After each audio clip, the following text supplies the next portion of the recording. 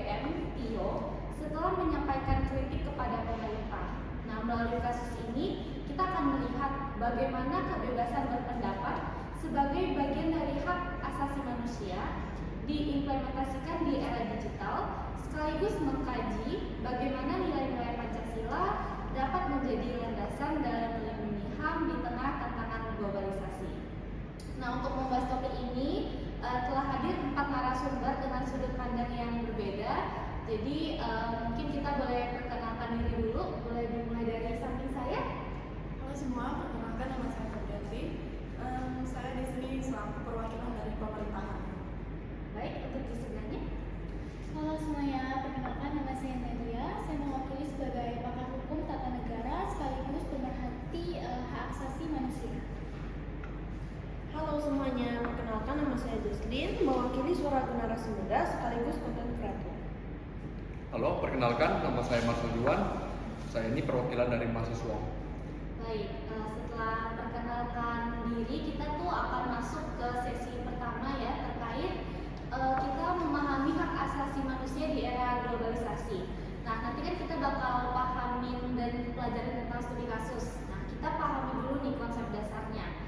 Mungkin saya ingin bertanya kepada Bu Nadia dulu. Nah, sebenarnya apa sih yang dimaksud dengan hak asasi manusia ini dan mengapa kebebasan berpendapat menjadi hak yang sangat penting dalam demokrasi?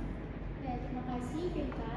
Jadi hak asasi manusia itu adalah hal yang melekat pada setiap manusia sejak lahir, dan ini juga bukan pemberian dari pemerintah ataupun hadiah dari negara, melainkan di Indonesia hak ini dijamin dalam Undang-Undang 1945 pada pasal 28A hingga 28J. Nah, termasuk hak untuk menyampaikan pendapat, dan juga kebebasan berpendapat ini sangat penting karena menjadi sarana masyarakat untuk mengawasi pemerintah, menyampaikan kritik, serta ikut berpartisipasi dalam pembangunan negara kita. Nah, jadi hak ini bukan tanpa batas, yaitu penyampaiannya juga tidak harus menghormati hak orang lain, menaati hukum, dan juga dilakukan secara bertanggung jawab. Oke, jadi seperti yang kita tahu di era globalisasi ini, media sosial tuh membuat siapapun bisa menyampaikan pendapat dengan mudah. Nah, untuk menurut Ibu sendiri, apakah perkembangan media sosial ini tuh lebih banyak membawa manfaat atau justru tantangan bagi perlindungan hak? Oke, baik. Jadi menurut saya itu adalah keduanya. Nah, di satu sisi, teknologi juga memperluas partisipasi pada publik dan juga membuat isu-isu HAM juga cepat mendapatkan perhatian. Nah, namun ada juga sisi lainnya, di mana ini tuh muncul tantangan baru seperti cyberbullying, doxing, ujaran kebencian, juga hingga intimidasi pada era digital saat ini. Nah, jadi karena itu perlindungan HAM juga harus mampu beradaptasi dengan perkembangan teknologi pada saat ini. Oke. Nah, membahas terkait manfaat atau tantangan, saya ingin bertanya kepada Juan sebagai mahasiswa yang tergolong aktif dalam menyampaikan aspirasi, bagaimana kamu melihat kebebasan berpendapat di era digital saat ini? Khususnya di media sosial ya. Iya. Di media sosial ini tuh dia memberi ruang kepada mahasiswa untuk menyampaikan suatu pendapat atau gagasan tuh secara lebih luas daripada masyarakat di luar. Namun di satu sisi juga memberi suatu tekanan atau kekhawatiran kepada masyarakat ataupun mahasiswa. Karena di saat menyampaikan suatu gagasan ataupun pendapat bisa saja terdapat intimidasi seperti serangan di sosial media ataupun diproses secara hukum. Karena hal berikut itu tuh bisa menimbulkan chilling effect. Chilling effect.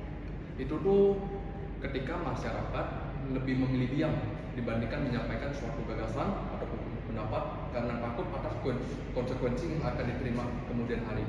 Oke, nah kita bahas tentang intimidasi nih. Untuk Bu Febri sendiri dari sudut pandang pemerintah, bagaimana pemerintah ini memandang kebebasan berpendapat sebagai bagian dari HAM?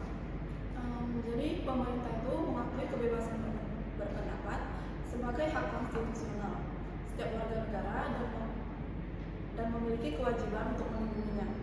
Karena itu pemerintah terus mendorong ruang demokrasi yang sehat melalui perlindungan hukum, peningkatan interaksi digital, serta penegakan hukum terhadap pelanggaran di ruang digital. Namun kebebasan kebebasan juga harus dijalankan secara bertanggung jawab.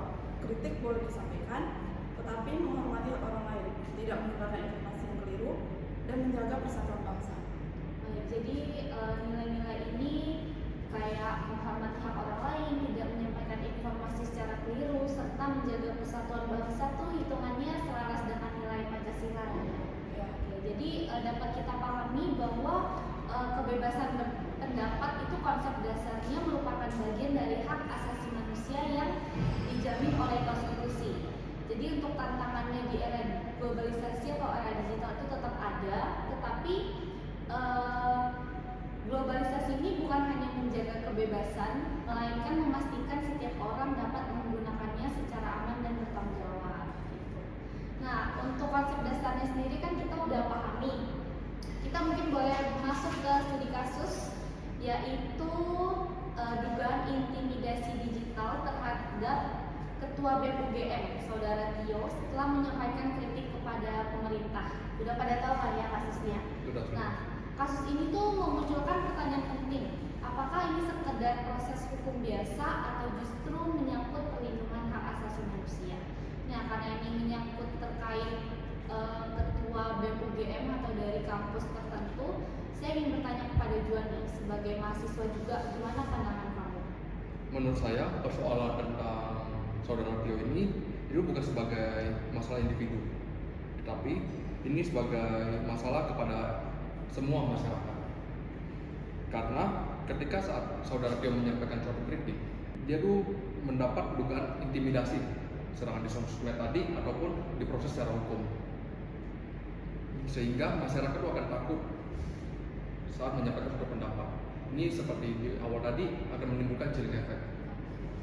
Jadi menurut kamu yang paling berbahaya tuh justru efek psikologisnya terhadap masyarakat itu ya? Betul.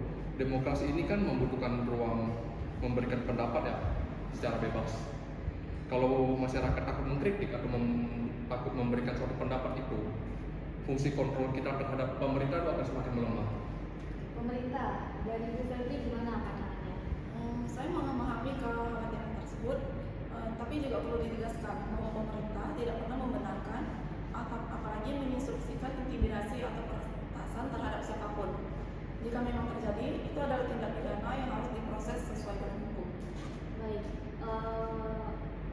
balik lagi kita juga harus objektif ya. Negara memang menjamin kebebasan berpendapat, tetapi juga menjamin hak setiap warga negara untuk menempuh jalur hukum apabila merasa dirugikan. Nah, gimana jawaban kamu? Saya setuju dengan bagian setiap orang itu berhak melapor.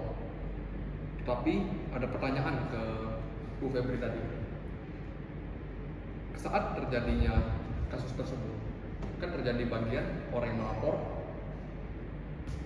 dan orang yang terlapor. Mengapa saat laporan terhadap pengkritik sering diproses lebih cepat, sementara dugaan intimidasi atau peretasan terhadap mereka justru kerap berjalan lambat? Hal inilah yang memunculkan persepsi adanya ketimpangan. Sebenarnya persepsi itu tentu menjadi evaluasi bagi pemerintahan juga ya. Karena itu penguatan perlindungan terhadap korban intimidasi digital dan peningkatan kualitas penegakan hukum memang harus terus dilakukan agar kepercayaan publik itu bisa tetap terjaga. Baik, menarik sekali. Nah, kalau untuk dari Ibu Nadia nih, bagaimana Ibu melihat perdebatan nih dari perspektif hukum dan HAM? Nah, jadi menurut saya kedua pandangan ini tuh memiliki dasar yang kuat. Nah, dari perspektif HAM, negara wajib menjamin setiap warga dapat menyampaikan pendapatnya tanpa merasa takut. Nah, sementara dari perspektif hukum, setiap orang juga memiliki hak untuk mencari perlindungan hukum jika seseorang itu merasa dirugikan. Nah, yang menjadi persoalan adalah ketika proses hukum tersebut digunakan bukan untuk mencari keadilan, tetapi justru membuat masyarakat itu segan untuk berpartisipasi dalam ruang publik karena rasa takut yang dialami mereka. Nah, dalam kajian hukum, fenomena ini dikenal sebagai strategic laws with aegis public participation atau SLAPP. Nah, karena itu yang harus dijaga bukan hanya kebebasan seseorang untuk berbicara, tapi juga kepastian bahwa kritik yang disampaikan serta secara bertanggung jawab, tidak berujung pada intimidasi atau pembungkaman pada seseorang tersebut. Saya sependapat, karena itu pemerintah juga telah menerbitkan pedoman implementasi Undang-Undang ITE agar penegakan hukum lebih berhati-hati dan tidak mudah mengkriminalisasi politik. Namun kita juga harus mengingat bahwa kebebasan berpendapat tetap memiliki batasan, yaitu tidak melanggar hak orang lain, tidak menyebarkan informasi yang tidak benar, dan tetap menjaga ketertiban umum. Jadi disinilah keseimbangan antara hak dan tanggung jawab bisa tetap terjaga. Oke, jadi dari diskusi studi kasus ini kita bisa melihat bahwa kasus Tio ini bukan hanya soal individu, tetapi menjadi gambaran bagaimana kebebasan berpendapat sebagai hak asasi manusia itu diuji di era digital. Nah, karena dari tadi kan kita pembahasannya soal hukum nih, sekarang saya ingin melihat sudut pandang hukum dan demokrasi dari kehidupan sehari-hari di media sosial. Nah, Jesslyn sebagai konten kreator yang aktif ya membuat konten dan berinteraksi di ruang digital, menurut kamu sendiri apakah media sosial saat ini benar-benar menjadi ruang yang bebas untuk menyampaikan pendapat? Kalau menurut saya sendiri, media sosial memang memberi kesempatan yang luar biasa. Kayak sekarang nih, siapapun juga bisa menyampaikan pendapat atau opini, kayak mengangkat soal isu, bahkan ikut mengawal kebijakan pemerintah hanya lewat satu unggahan. Jadi hal itu sangat berbeda dibandingkan beberapa tahun yang lalu. Dulu suara masyarakat mungkin sulit didengar, sekarang justru bisa menjadi perhatian nasional hanya dalam hitungan jam. Ya, setuju sih. Berarti hitungannya globalisasi dan perkembangan teknologi itu sebenarnya membuka peluang yang sangat besar ya? Iya, sangat besar. Bahkan banyak perubahan sosial kayak berawal dari media sosial, jadi banyak kasus yang akhirnya mendapatkan perhatian karena masyarakat berani bersuara dan saling menyebarkan informasi.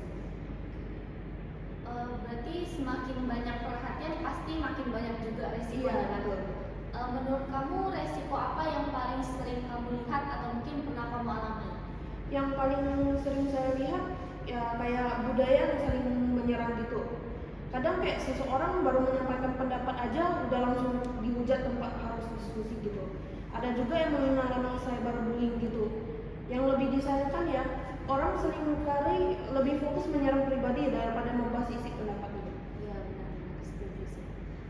Kalau karena kamu kan konten kreator nih, apakah sebagai konten kreator kamu juga pernah merasakan hal yang sama? Jadi kamu harus berpikir berkali-kali sebelum kamu mengunggah konten tersebut. Iya, sering. Bukan karena kayak takut beda pendapat sih, tapi karena sekarang satu kalimat aja bisa dipotong atau disalahartikan gitu, lalu menyebarnya dengan sangat cepat. Jadi kayak sebelum mengunggah sesuatu saya selalu berusaha memastikan informasi yang saya sampaikan benar, memilih kata-kata yang tepat, dan memikirkan dampak bagi orang lain. Oke, berarti balik lagi bahwa kebebasan berpendapat pasti membutuhkan tanggung jawab ya. Iya, betul. Jadi kayak menurut saya kebebasan tuh bukan berarti kita bisa mengatakan apa aja tanpa memikirkan akibatnya. Justru karena kita punya kebebasan nih, kita juga harus bertanggung jawab apa yang kita sampaikan. Nah, kalau menurut generasi muda saat ini, apa yang menurut kamu perlu ditingkatkan agar ruang digital itu menjadi lebih sehat? Kalau menurut saya sih literasi digital sih. Jadi banyak orang bisa menggunakan media sosial, tetapi itu belum tentu memahami etika dalam bermedia sosial gitu. Jadi kita tuh harus mulai membiasakan diri memeriksa informasi sebelum membagikannya.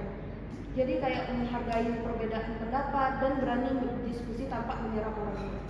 Kalau budaya seperti itu tumbuh, media sosial justru bisa menjadi sarana yang sangat kuat untuk memperkuat demokrasi dan melindungi hak asasi manusia. Baik, jadi untuk diskusi kita hari ini terlihat ya bahwa tantangan hak asasi manusia di era globalisasi itu bukan hanya soal hukum atau teknologi, tetapi juga bagaimana kita sebagai masyarakat menyikapinya. Nah, sebagai bangsa yang memiliki Pancasila sebagai dasar negara, bagaimana nilai-nilai Pancasila dapat menjadi solusi dalam menjaga kebebasan berpendapat sekaligus melindungi hak setiap orang? Mungkin saya bisa dengar dari sisi Bu Nadia dulu. Oke, baik. Jadi Pancasila sebenarnya menjadi fondasi utama dalam pelaksanaan HAM di Indonesia. Nah, hak asasi manusia ini tidak dijalankan secara bebas tanpa arah atau tidak sembarangan, tetapi berdasarkan landasan nilai-nilai Pancasila. Misalnya, di sila kedua, sila ini mengajarkan penghormatan terhadap martabat manusia, yang artinya setiap orang berhak menyampaikan pendapat tanpa diintimidasi, sekaligus wajib menghormati hak-hak yang orang lain punya. Nah, lalu di sila keempat mengajarkan bahwa perbedaan pendapat harus diselesaikan melalui dialog ataupun musyawarah. Nah, bukan dengan saling membungkam atau saling menyerang satu sama lain. Nah, sedangkan sila kelima menegaskan bahwa pentingnya keadilan hukum yang berlaku sama bagi setiap warga negara. Jadi Pancasila ini bukan membatasi kebebasan, melainkan menjaga agar kebebasan tersebut tetap bertanggung jawab dan menciptakan kehidupan yang adil bagi setiap orang. Oke, berarti semakin kuat nilai Pancasila yang diterapkan, semakin kuat pula pelindungan HAM di Indonesia kan? Iya. Oke, nah untuk Bu Febri, bagaimana Ibu dari sisi pemerintah bisa mengimplementasikan nilai-nilai tersebut di era digital? Jadi di era digital ini, implementasi Pancasila dimulai dari membangun budaya digital yang sehat, di mana pemerintah terus mendorong literasi digital, pendidikan karakter, dan penguatan etika bermedia sosial agar masyarakat mampu menggunakan kebebasannya secara bertanggung jawab. Namun, upaya tersebut tidak bisa hanya dilakukan oleh pemerintah saja, tapi dunia pendidikan, media, komunitas, dan seluruh masyarakat juga memiliki tanggung jawab untuk menciptakan ruang digital yang aman, inklusif, dan menghargai perbedaan pendapat. Baik, nah dari sisi Joni sebagai mahasiswa, menurut kamu bagaimana Pancasila seharusnya diterapkan ketika mahasiswa itu sering menyampaikan kritik? Oke, menurut saya saat menyampaikan kritik yang disampaikan itu harus sesuai dengan nilai Pancasila itu sendiri. Jadi kritik yang disampaikan itu harus berdasarkan fakta, menggunakan bahasa yang santun, serta bertujuan memberikan solusi, dan juga tidak hanya memancing konflik. Kritik juga harus diterima karena itu adalah bagian dari demokrasi. Jika masyarakat dan pemerintah sama-sama membuka ruang dialog, semangat musyawarah yang menjadi nilai Pancasila sila keempat dapat benar-benar terwujud. Baik, nah kalau untuk Jesslyn sendiri sebagai representasi generasi muda, menurut kamu gimana sih cara paling sederhana dalam mengamalkan nilai Pancasila di media sosial? Nah, untuk menurut saya nih, Pancasila itu bisa diterapkan dari kebiasaan sehari-hari, kayak menghargai pendapat orang lain, tidak menyebarkan hoax, tidak melakukan cyberbullying, dan tidak ikut menyebarkan kebencian. Jadi itu bisa menjadi bentuk nyata pengamalan Pancasila. Di media sosial ini kita sering lupa bahwa di balik setiap akun ada manusia yang harus dihormati. Kalau nilai kemanusiaan, toleransi, dan saling menghargai benar-benar diterapkan, media sosial akan menjadi ruang diskusi yang sehat, bukan tempat saling menjatuhkan. Baik, terima kasih untuk pandangan-pandangan kalian ya. Jadi kita bisa lihat di diskusi kita hari ini, kita belajar bahwa kebebasan berpendapat merupakan bagian dari hak asasi manusia yang harus dijaga. Namun di tengah arus globalisasi dan perkembangan digital, kebebasan juga harus diiringi dengan rasa tanggung jawab. Disinilah Pancasila itu menjadi pedoman. Nilai kemanusiaan mengajak kita untuk menghormati martabat setiap orang, nilai musyawarah mendorong dialog yang sehat, dan nilai keadilan memastikan setiap warga memperoleh perlindungan hukum yang setara. Jadi untuk implementasi Pancasila bukan hanya menjadi tanggung jawab pemerintah, tetapi juga tanggung jawab kita semua sebagai warga negara. Nah, saya mengucapkan terima kasih kepada Ibu Febri, Ibu Nadia, Jesslyn, serta Juan atas diskusi yang sangat inspiratif hari ini. Dan terima kasih juga kepada teman-teman yang telah menyaksikan podcast Ruang Bebas di hari ini. Semoga diskusi hari ini bisa menambah pemahaman kita bahwa hak asasi manusia dan nilai-nilai Pancasila bukan hanya dipelajari di ruang kelas saja, tetapi harus kita terapkan dalam kehidupan sehari-hari, terutama di era globalisasi digital seperti ini. Maka dari itu, saya Vinka beserta seluruh tim Ruang Bebas pamit undur diri. Sampai jumpa di episode berikutnya.